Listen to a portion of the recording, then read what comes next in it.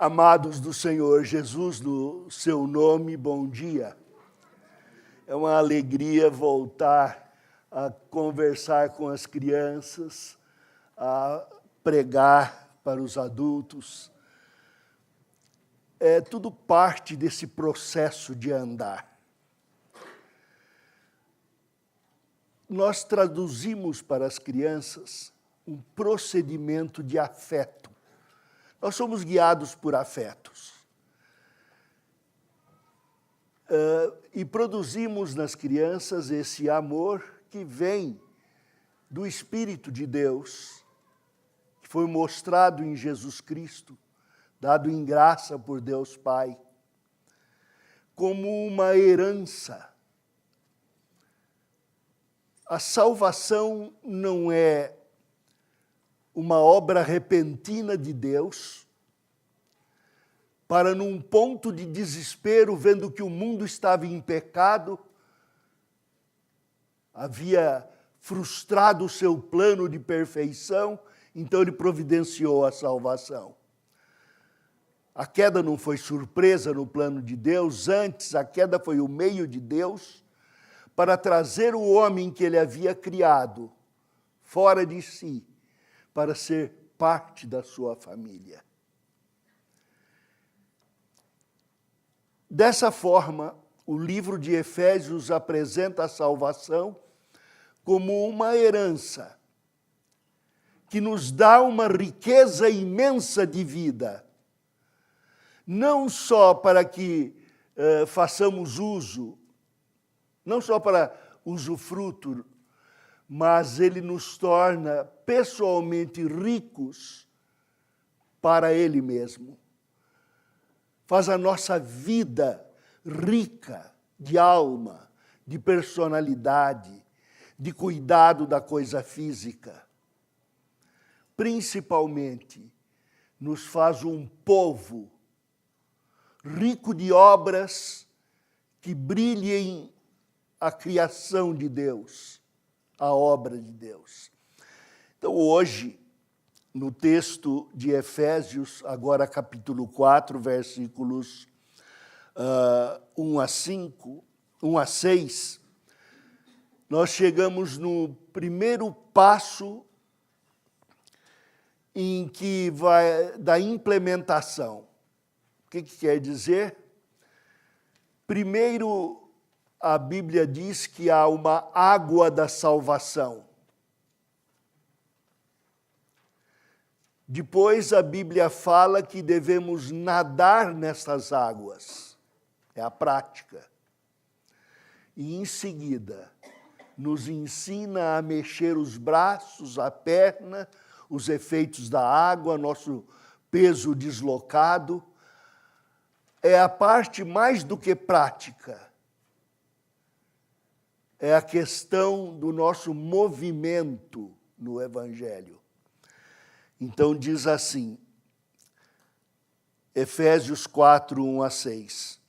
Rogo-vos, pois eu, o prisioneiro no Senhor, que andeis de modo digno da vocação a que fostes chamados, com toda humildade e mansidão, com longanimidade, suportando-vos uns aos outros em amor, esforçando-vos diligentemente por preservar a unidade do Espírito no vínculo da paz. Há somente um corpo e um Espírito, como também fostes chamados numa só esperança da vossa vocação. Há um só Senhor, uma só fé, um só batismo, um só Deus e Pai de todos, o qual é sobre todos, age por meio de todos e está em todos.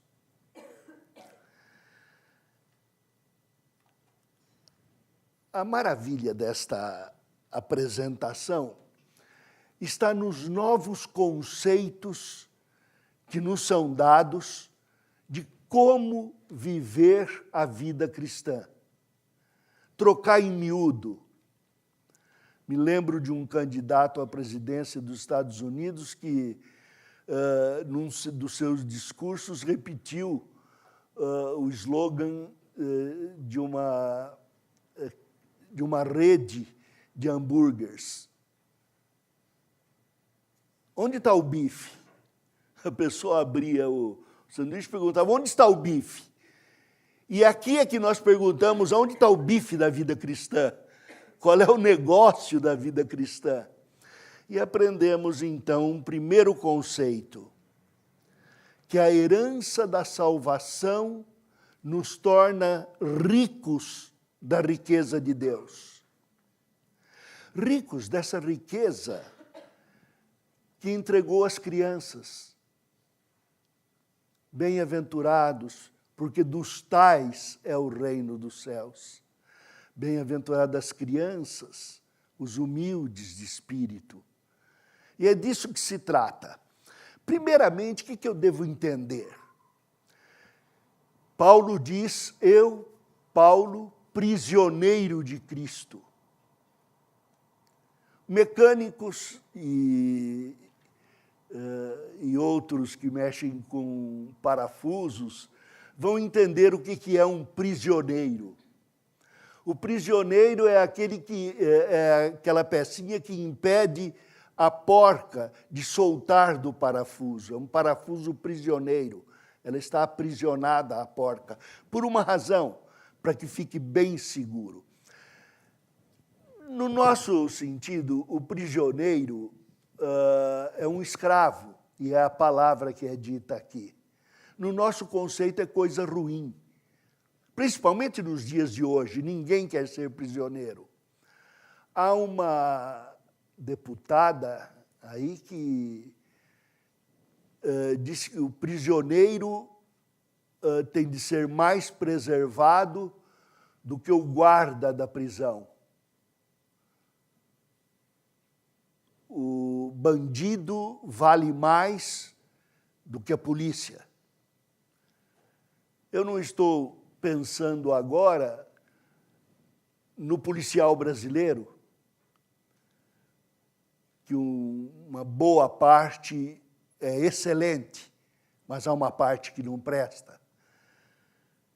Estou pensando no conceito de preso, como o Senhor diz, visitar os presos. A questão da prisão e do prisioneiro é bem tratada no Velho Testamento.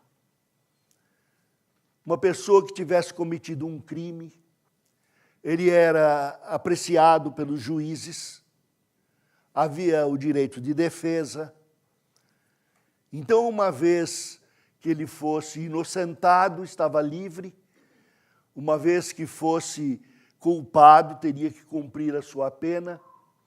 Aquele que devesse e não pudesse pagar era feito escravo pelo tempo que daria para pagar com o seu trabalho a dívida contraída. Havia cidades de refúgio, cidades de proteção daquele que fosse julgado e fosse inocente, e poderia se recolher e buscar ajuda dos juízes daquela cidade e teria proteção. Mas não é nem aí que se trata do que Paulo disse, eu, prisioneiro de Cristo. Se trata do conceito primário de escravidão. Quando Deus criou céus e terra, diz a Bíblia que a terra era inóspita, não era boa para a vida, e não estava preparada para receber o ser humano que ele criaria. Fez Deus, então, a terra e produziu nela um local, um jardim. Um jardim colocado numa terra chamada Éden. E fez com que ela fosse hospitaleira para o homem, e bem formada e preparada para garantir a sua vida. Diz a Bíblia também que Deus, quando criou as famílias da terra, dividiu as suas posses, as suas fronteiras das nações, sendo Ele o Deus que dá a vida e tudo mais.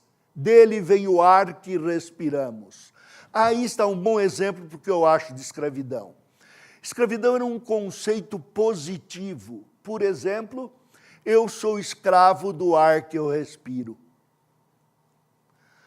Que gostoso respirar. Confesso que quando eu era pequenininho, do tamanho do botão, eu disse ao meu pai que eu estava tão zangado com ele que eu ia parar de respirar.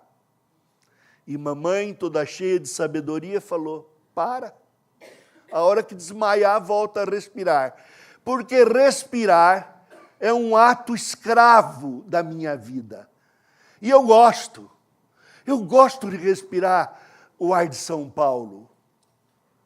Principalmente correr atrás de ônibus para respirar. Não, eu gosto de respirar o ar lá do sítio onde eu moro.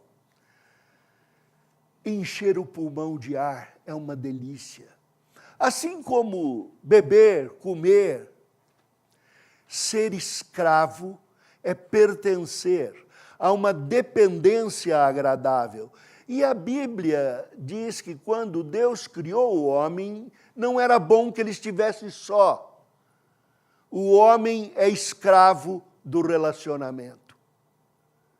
E é disto que Paulo está falando. Sou escravo da vida, sou escravo de Deus, sou escravo da salvação, sou escravo de Jesus Cristo. Minhas mãos se movimentam nos movimentos do abraço do Senhor Jesus.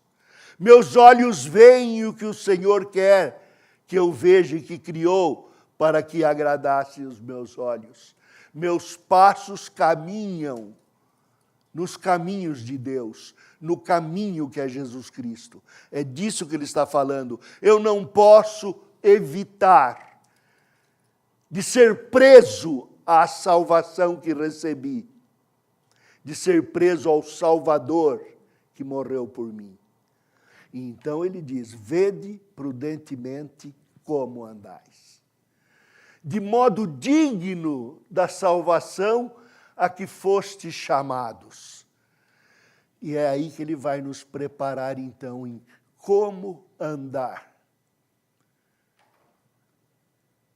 Quando me converti, havia tomado algumas posições erradas na minha vida, que deviam ser remediadas, e contei a um missionário, Jorge Tais, já falecido. E quando terminei de expor o meu problema, ele disse, se você consegue expor o seu problema, você já sabe a solução. Vai e faz. E eu tomei os passos, tomei os procedimentos para ser digno da salvação a que eu tinha sido chamado. De outra forma, minha vida não seria rica. Não seria rica de uma moral cristã. Interessante isto, porque ele vai mostrar como andar digno da vocação. Ele diz, com toda humildade. Se você for examinar na Bíblia, a Bíblia diz que eu fui chamado por Deus para ser filho. Fui chamado para adoção. É o que diz no capítulo 1 de Efésios. Fomos chamados para sermos feitos filhos de Deus. Recebemos o Senhor Jesus, recebemos a vida e somos feitos filhos. Prisioneiros desta filiação. Não há como mencionar Vadislau sem mencionar Deus Pai, Filho e Espírito Santo. O Deus maravilhoso que me deu a salvação e que é a própria salvação. Não há como mencionar seu nome sem mencionar a salvação. Diz ainda a Bíblia que fomos chamados para fazer parte de um corpo, o corpo de Cristo, sermos membros de uma igreja. Assim fomos chamados para sermos irmãos. A Bíblia diz que Jesus, sendo Deus, encarnou e pela cruz e ressurreição se tornou o primeiro de muitos irmãos iguais a Ele. Assim somos irmãos de Jesus Cristo, homem. E em Cristo Deus, o mesmo Deus Cristo homem, somos irmãos uns dos outros e não podemos evitar. Por isso a Bíblia diz, andando com humildade. O que quer dizer isso? O homem solitário, diz Provérbios, pensa nos seus próprios interesses. E eu vou confessar a vocês que eu tendo a pensar nos meus próprios interesses. Está muito pesado, vou até aliviar um pouco.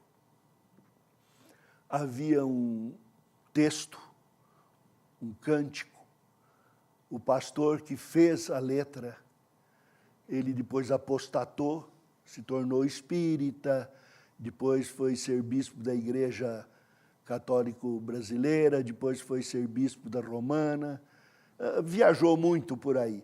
Então a gente pode até brincar com o texto que ele escreveu. Ele dizia, no céu eu vejo esplendente do sol a clara luz. E ia por aí. E quando criança nós adulterávamos a letra. No céu eu vejo contente minha avó que já morreu, seu lindo rosto sem dente antes ela do que eu. Mas se você pensar na sua vida, é antes que o mal aconteça para os outros e eu me salve. Eu tiro a minha mão do fogo primeiro. A palavra de Deus está dizendo que haja humildade, pensa primeiro nos outros, que é a palavra alteridade.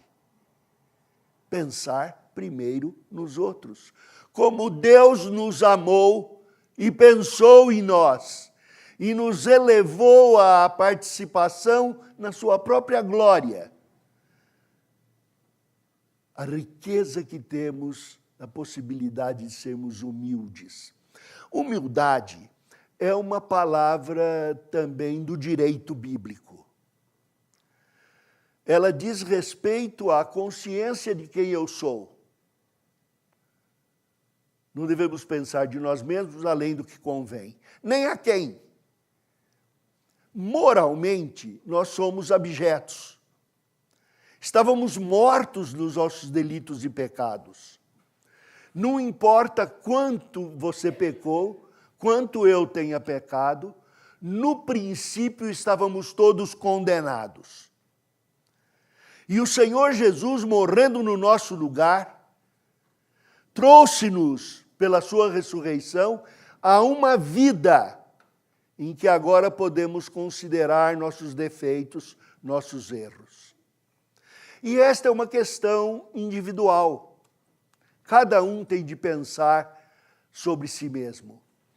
Estava ouvindo a arenga dos nossos ministros do Supremo, e dois deles, aliás, um advogado e um tristíssimo Supremo, disse, porque o direito, a justiça é social, então a lei não tem maior valor do que a voz do povo. Por dentro meu coração moeu. Eu tenho algumas manias, sou paranoico também. Eu gostaria de ter um aparelhinho que estourasse buzina de motoqueiro que passa do meu lado. Passou buzinando, eu aperto e falo, pô, estoura a buzina. Eu queria estourar alguma coisa, uma bombinha no microfone de quem fala essas besteiras. Porque fala para o povo todo. Vai falar isso em privado, quietinho. A Bíblia fala para quando a gente for orar e dizer algumas coisas, entra no teu quarto, fala com Deus em secreto. Para falar bobagem também devia falar em secreto, pelo menos por amor à sociedade. Na mesma semana, conversando com um estudante de direito, eu falei sobre o aspecto moral do judiciário. Ele disse, da minha faculdade você nem fale de moral, porque moral já nem trata mais. Na filosofia do direito introduzia dizendo o que é direito. Hoje já nem introduz mais assim. E eu sei por quê. Porque moral é coisa da consciência individual. Moral é o princípio básico e moralmente nós estávamos perdidos, sem condições de saber o que era certo e errado, vivendo pelos nossos próprios interesses. Depois da queda, lá em Gênesis, Deus fornece a Bíblia, a lei, fornece sua palavra. Iniciou a formação da palavra lá, quando falou com Adão, falou com Eva. A lei foi dada como consciência escrita de homens mortos moralmente. Quando esses homens adquirem vida, percebem na palavra de Deus a vida que há nela. O Espírito vivifica essas palavras e a lei se torna para nós como ventos de vida. Então a lei vem antes da sociedade. A lei é um estabelecimento de Deus como óculos para julgar o restante das coisas. Somos prisioneiros de examinar a lei de Deus. Sem a lei de Deus, vagamos no mundo entre homens que não sabem o certo e o errado e seguem as suas próprias mentiras à guisa de verdade, montam suas próprias formas de lei e tentam ignorar Deus. O mundo todo de pecado vale mais do que Deus. Estava assistindo um filme, eu gosto, não é pecado, viu? Eu estava assistindo um filme em que os policiais, conversando a respeito de crimes que estavam ocorrendo, disse: esses crimes estão sendo perpetrados por fundamentalistas evangélicos que são pró-vida e anti-islamistas. Falei, gozado, por que eles têm necessidade de, num filme sobre detetive falando inglês na Suécia, de abordar um tema e falar desse modo? Porque existe algo no homem que se revolta contra Deus, um orgulho no indivíduo. E Deus diz, seja humilde. Compara a sua vida com Deus e seja humilde. E comparando sua vida com Deus, de onde Ele nos tirou da imoralidade, da falta de lei, e nos levou para a compreensão da sua lei, mude a sua vida. Vadislau é difícil de ser mudado, viu? Já há 72 anos que Deus está aqui trabalhando em mim, eu acho que eu vou viver 150, porque até mudar vai muito tempo. Mas Ele muda. Ele prometeu que ia me tornar humilde. Deus quebra aqui, quebra ali, aproxima lá, cola no outro lugar e nos transforma. Mas para ser humilde, eu preciso conviver com você. Como ser humilde sozinho? Então, o homem humilde é colocado dentro do corpo de Cristo para que ele aprenda mansidão. Mansidão é um conceito derivado da humildade, mas que significa cessão de direitos. Eu abdico do direito que eu tenho em favor dos meus irmãos. Se você me pedir que eu não creia em Deus, vai ter briga. Se você me pediu que eu isole a Trindade e que não fale o nome de Jesus, ou me pedir que traia um dos meus irmãos em Cristo, vai ter briga. Mas naquilo que não é na essência da minha escravidão a Deus, em tudo quanto for permitido, enquanto for possível, eu cedo o meu direito a você. Isto é duro. Quando alguém fala mal de mim, eu viro bicho. Ainda bem que moro longe.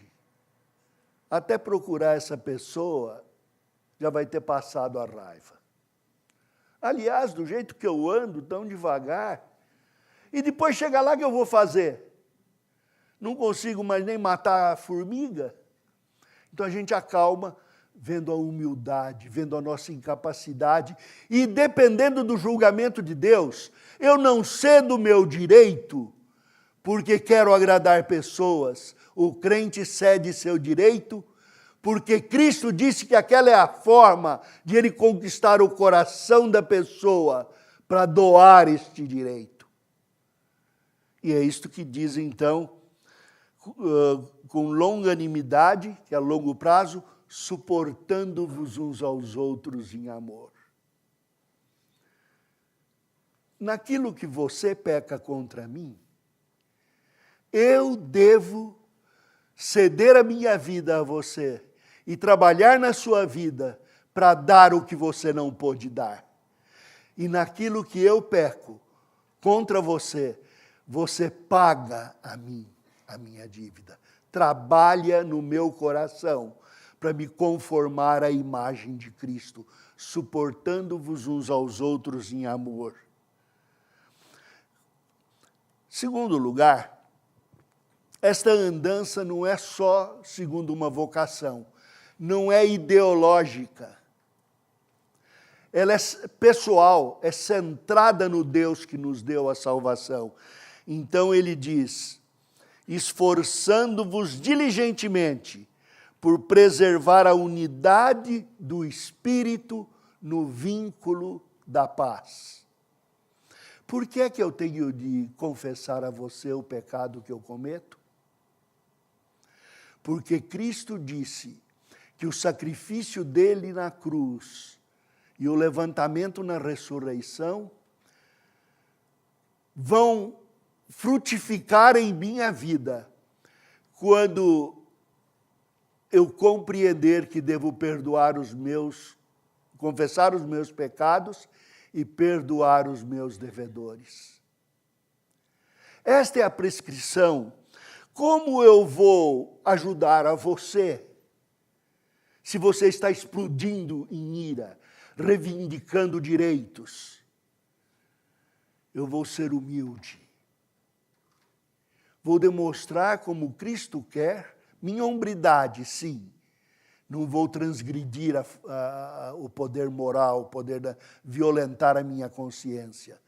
Mas no que for possível, dos meus direitos de posses, dos meus direitos de espaço, eu vou me sacrificar para conquistar você para o que também fui conquistado. E isto porque Cristo pagou na cruz. Este é o vínculo da paz. O vínculo da paz é a paz exercida na cruz do Calvário, que é fenômeno, é objetivo. Cristo morreu no tempo e no espaço para me salvar. E é também exemplo que eu tenho de viver como Cristo, que eu tenho que andar nos passos de Jesus Cristo. Por quê? Porque há somente um Espírito. Eu sou irmão de sangue de todos os moradores da terra. E quando eu penso nos meus irmãos que matam, devo pensar com pena no meu coração, com dó, porque são homens pobres, ricos de si mesmo e pobres das riquezas de Deus.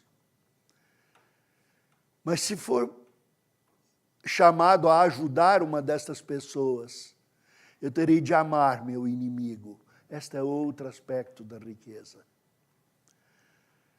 Mas também há o aspecto de que se eu for chamado a proteger o que sofre esse ataque, também estou demonstrando amor. E defenderia com armas quaisquer dessas iniquidades operadas em nome de qualquer religião. Este movimento é um movimento cristão. Um movimento em que o homem sabe utilizar com humildade a lei moral. E sabe com mansidão exercer a ética cristã. E isto em termos mundiais, também em termos das lutas dentro da nossa casa. lutas para criar filhos, lutas com o trabalho. Em todas, nós temos que preservar a unidade do Espírito no vínculo da paz. Há somente um Espírito. Nós somos irmãos no Espírito, assim como sou irmão de carne e sangue de todos os moradores da terra. Entre os salvos, somos irmãos no Espírito. Nas veias da minha alma corre o sangue de Cristo no Espírito. O Espírito que habita em mim, habita em você. Temos algo por que invocar. Não somos reféns de assassinos, de políticos, de comerciantes, nem do nosso vizinho quanto à invasão da nossa terra. Não somos reféns. Temos possibilidade e ordem de defender a nós e nossa família. Mas temos possibilidade de ceder no vínculo da paz, como Cristo cedeu a sua própria vida. Há um só corpo e um Espírito. E é a esse Espírito de Cristo que eu apelo. Vou repetir algo que tenho falado muitas vezes. Pense na sua vida, o que é que te para? Sabe quando você escala? Escalar é comigo mesmo. Graças a Deus, a Beth fica quieta e eu dou o primeiro. Quando ela fica quieta, não dá para dar o segundo. Isso é problema. É judô, caminho fácil. Quando eu grito, ela passa a perna em mim e eu caio. Mas é isso que devemos fazer. A palavra mansa, que acalma o furor. O presente dado em secreto, que conquista o coração. São movimentos desta habilidade de viver num só corpo, que tem o mesmo Espírito. Se eu disser em nome de Jesus, você deve parar. Em nome de Jesus, para. Como o poeta disse, ó borboleta, para. Ó mocidade, espera. É o apelo ao nosso coração, em nome do Espírito de Cristo. Nós zelamos pelos nossos procedimentos. E diz então, como há uma só esperança da vocação. Fico imaginando como é que vai ser lá no céu.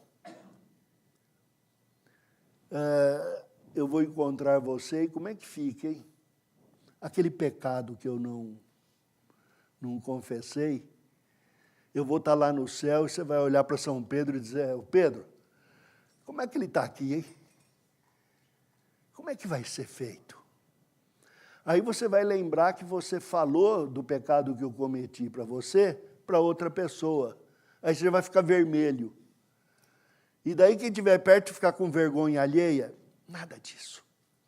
Diz a palavra de Deus que nós pensaremos como Jesus pensa. Ele que sofreu em sua consciência toda a culpa e medo de todos nós e de cada um.